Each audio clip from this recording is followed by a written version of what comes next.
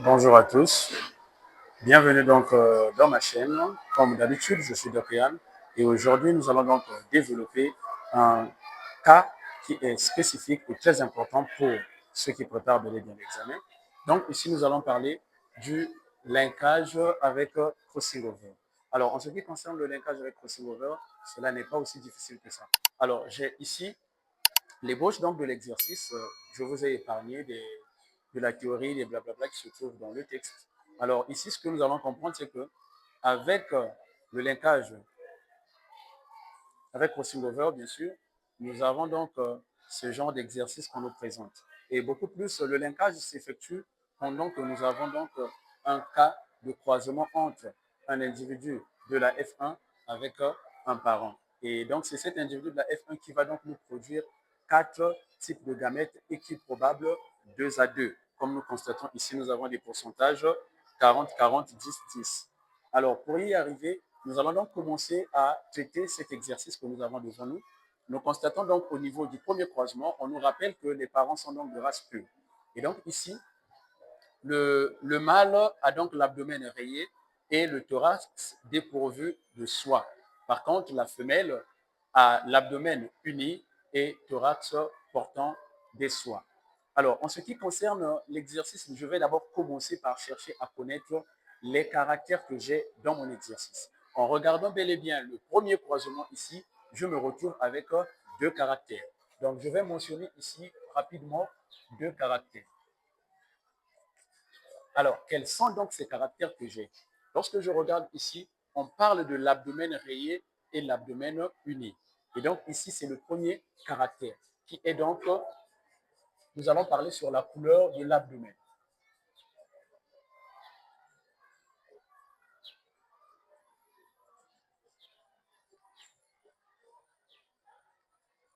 Voilà le premier caractère que j'ai.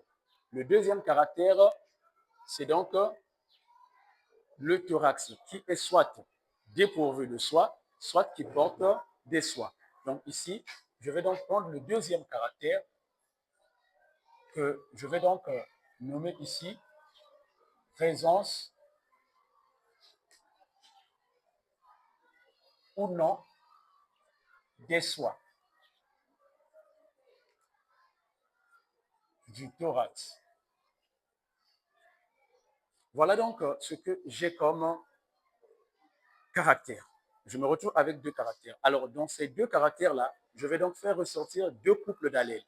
Je vais donc donner les deux couples d'allèles.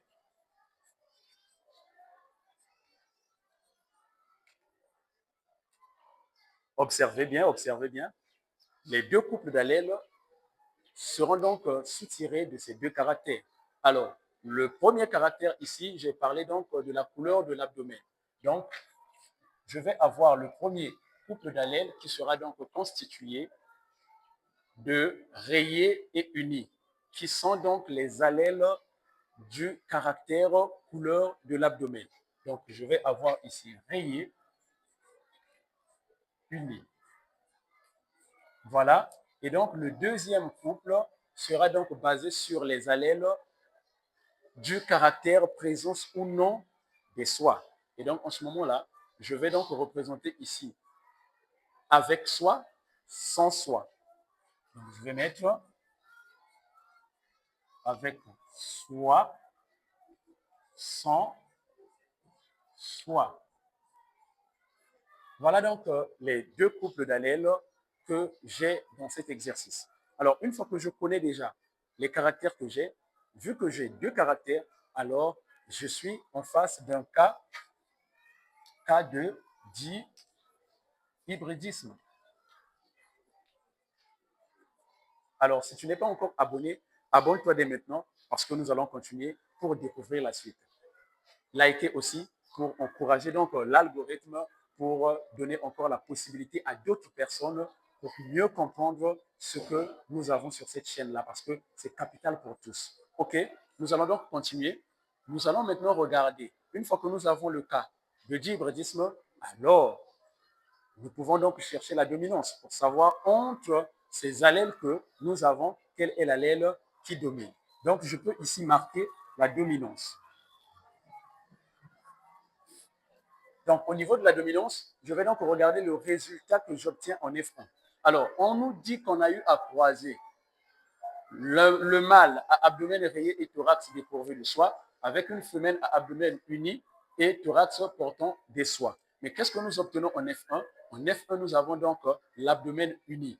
Donc, pour moi, uni domine rayé. Donc, je viens ici, je vais donc mentionner uni domine rayé. Et de l'autre côté, je me retrouve avec quoi? Avec thorax portant des soies en F1. Donc, automatiquement, ici, je vais dire avec soie domine, sans soie. Alors, je retrouve la dominance ici. C'est à partir du résultat que j'obtiens en F1. Vu qu'on a eu à croiser abdomen rayé et abdomen uni, en F1, nous avons l'abdomen uni, donc uni a dominé sur rayé. Ici, on a placé donc le croisement entre dépourvu de soie, portant de soie. Alors, au niveau de la F1, on a portant des soies. Donc, avec soie domine sans soie. En ce moment-là, je peux donner mes symboles que je vais travailler avec dans cet exercice. Voilà. Donc, ici, avec les symboles, c'est très simple. Je vais donc prendre seulement une lettre pour chaque caractère que je vais utiliser. Le majuscule, c'est pour le dominant et le minuscule sera donc pour le récessif. Donc ici, dans le cas de uni, je vais donc dire uni, je vais prendre grand R, je vais utiliser des R, et rayé sera donc petit r. Voilà. Bon, c'est mieux de faire les R comme ça. OK. Ensuite, de ce côté, j'aurai donc avec soi, qui sera donc pour moi le dominant. Donc, ça va prendre grand S. Et sans soi sera donc mon petit s. Voilà donc ce que j'aurai comme symbole. C'est ce que je vais utiliser dans cet exercice. Alors, je vais maintenant commencer à regarder. Ici, j'ai déjà l'analyse statistique de la deuxième génération ou encore mon deuxième croisement. Voilà ce que j'ai. Donc, j'ai déjà cette idée-là. Alors, je peux directement aller dans les croisements pour ne pas trop traîner ou encore pour ne pas trop tirer en longueur, puisque nous avons déjà compris ces éléments. Alors, je peux donc passer directement sur la vérification en faisant donc des croisements. Le premier croisement,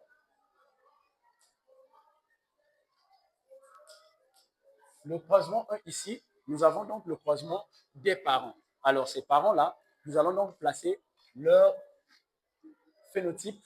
Donc, d'abord, nous disons mâle P1 qui se croise avec la femelle P2. Alors, nous allons donner les phénotypes. Les phénotypes ici, pour le mâle est comment? On nous rappelle que le mâle est rayé et sans soie. Donc, rayé pour nous, c'est petit r, sans soie, c'est petit s. Donc, il est comme ça. Voilà. Et donc, ici, elle est grand R, grand S. Voilà. Donc, on va donner les génotypes. Au niveau des génotypes, ici, on nous a déjà rappelé dans l'exercice que la lignée, elle est pure. Les parents sont de race pure, donc à l'état homozygote. Donc, en ce moment-là, ici, j'aurai R sur R et ici, j'aurai S sur S. Et de ce côté, j'aurai R sur R et là, j'aurai S sur S. Alors, ici, je viens de placer le génotype d'un cas de ségrégation indépendante des caractères. Pendant que dans notre exercice, nous avons déjà au préalable dit que nous sommes dans un cas de linkage.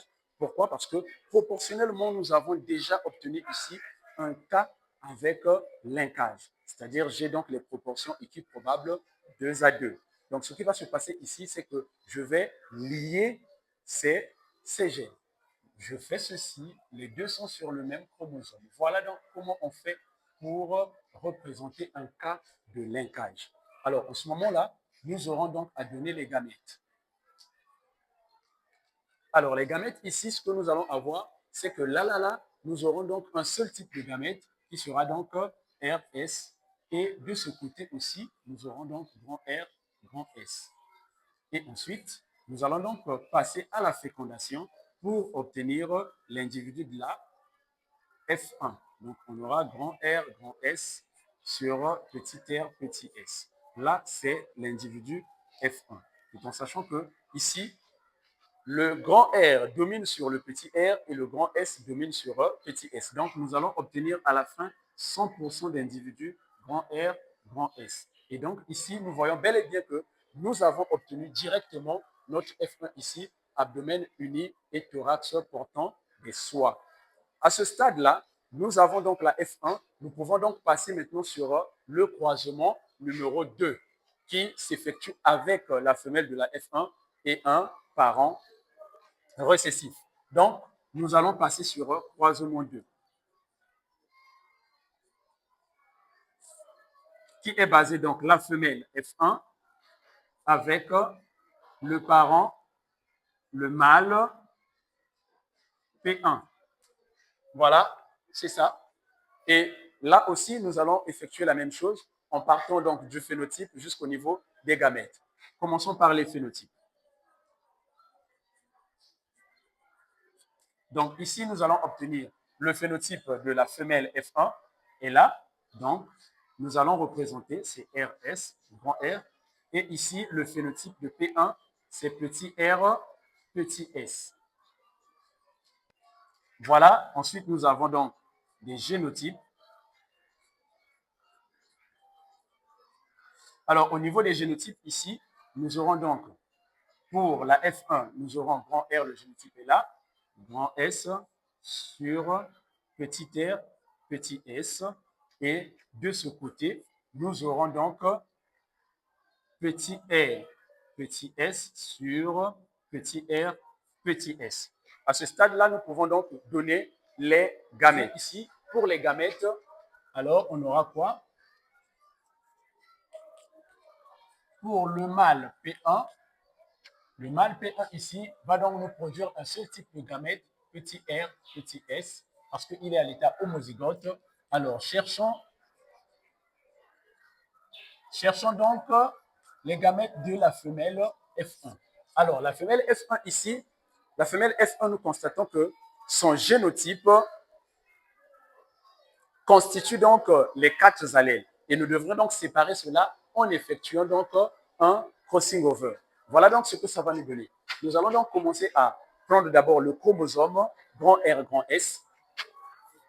Donc, nous avons ici grand R, grand S, et nous avons un autre chromosome, petit r, petit s. Donc, nous sommes là. Grand R, grand S, ça forme un chromosome. Là aussi, un chromosome, petit r, petit s. Les deux allèles sont placés sur chacun des chromosomes. Alors, ici, nous allons maintenant passer par notre crossing over. Donc, il y aura d'abord ce que nous appelons par une duplication. Alors, au niveau de la duplication, chaque chromosome ici va donc se dupliquer. Donc ici, je vais me retrouver avec un chromosome comme ça. Et là aussi, je me retrouve avec un chromosome comme ça.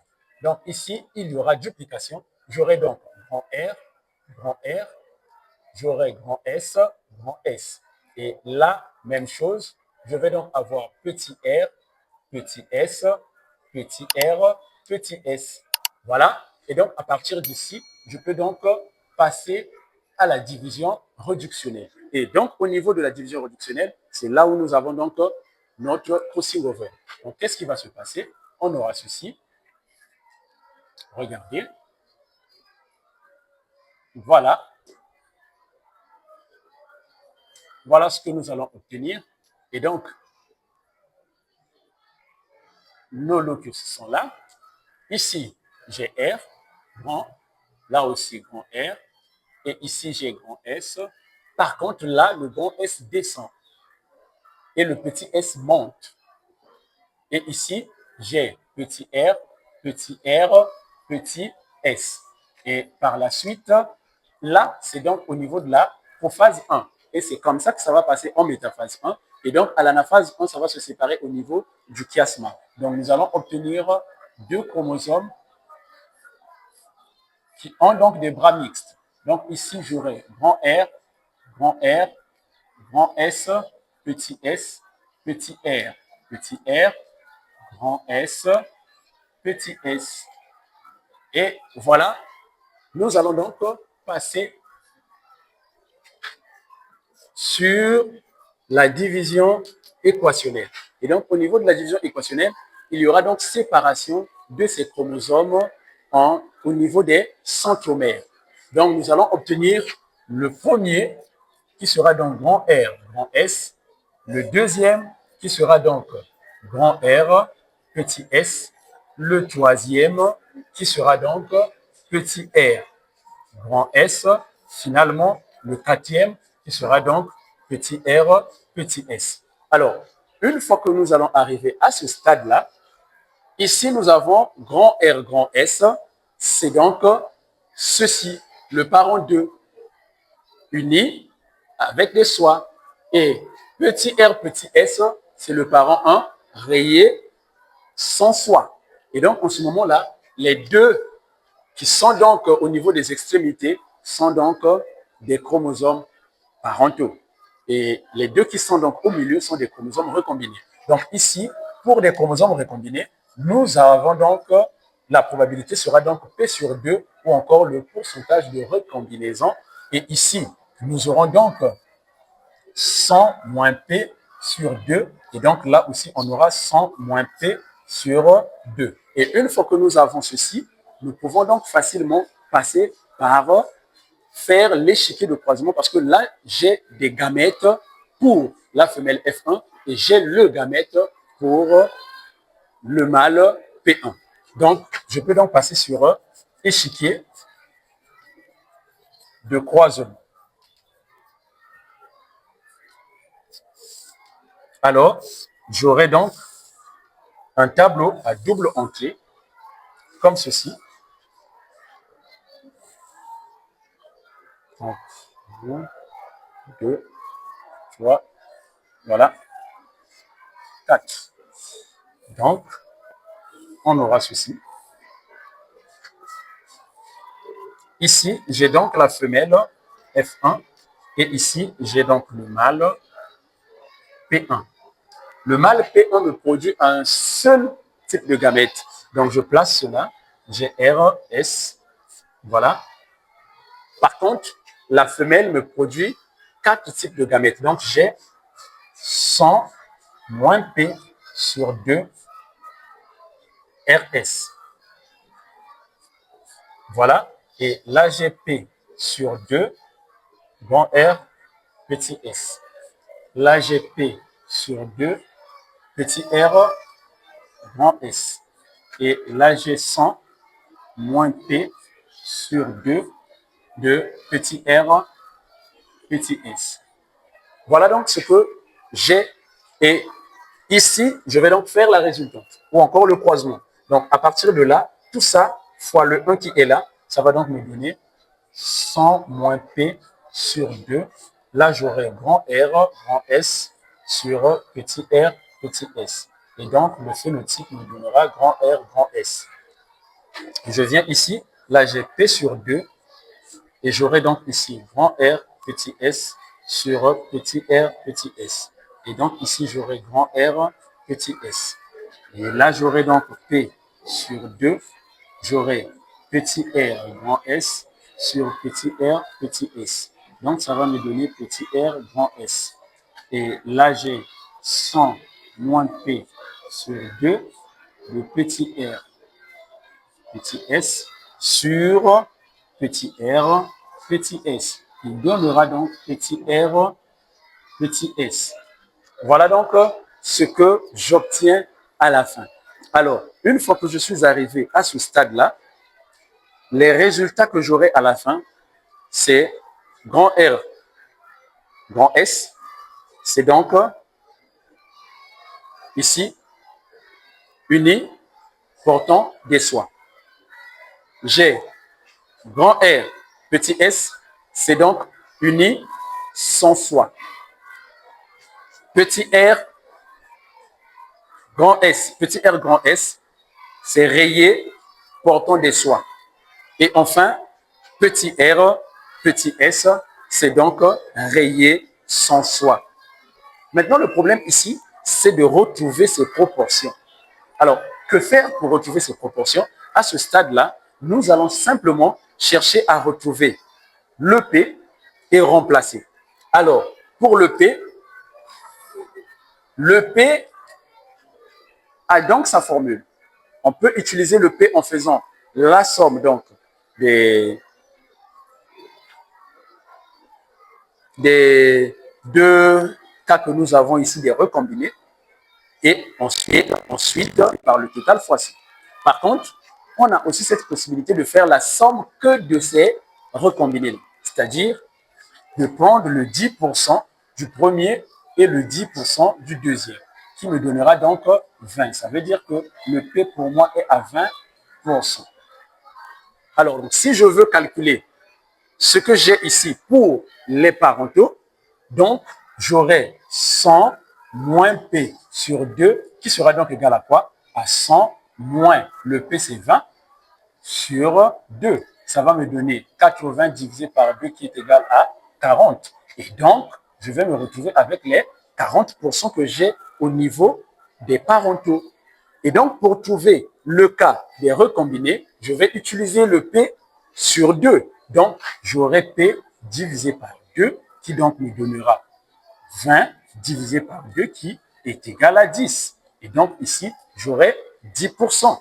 Ce qui signifie, je peux enlever ça, je remplace par 40, j'enlève, je remplace par 10, j'enlève. Et donc, finalement, à la fin, nous allons nous retrouver en plaçant les résultats. Et les résultats ici seront conformes à notre analyse statistique. Parce que ici, ça va me donner 40. Donc, j'aurai 40% de grand R grand S. C'est ce que nous avons ici. J'aurai 10% de grand R petit s. Nous sommes là. J'aurai 10% de petit r grand S. Nous sommes là. Et au final, nous avons 40% de petit r petit s. Nous sommes là. Voilà comment on fait donc pour traiter un exercice avec le linkage partiel que nous appelons encore par linkage avec crossing over. Merci donc pour votre assistance. Merci donc de ce que vous avez liké, vous avez commenté.